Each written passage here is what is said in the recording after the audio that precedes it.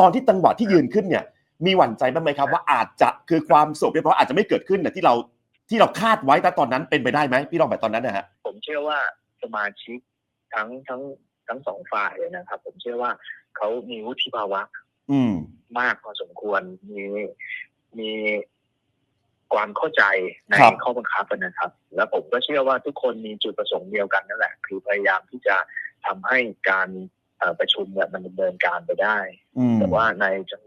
บางจังหวะบางโอกาสเมื่อเรียกว่าอะไรดีเรียกว่ามีอารมณ์ด้วยกันทั้งคู่นะครับก็ต้องหา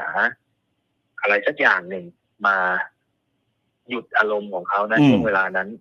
แล้วก็ให้เขาได้ตั้งสติพอเขาได้มีสติเนี่ยเขาก็จะรู้ว่าที่กำลังทำเนี่ยมันไม่ใช่สิ่งที่ประชาชนเขาปรารถนาครับก็พอยืนขึ้นทุกคนก็พอตั้งสติได้ทุกคนก็นั่งลงนะครับครับ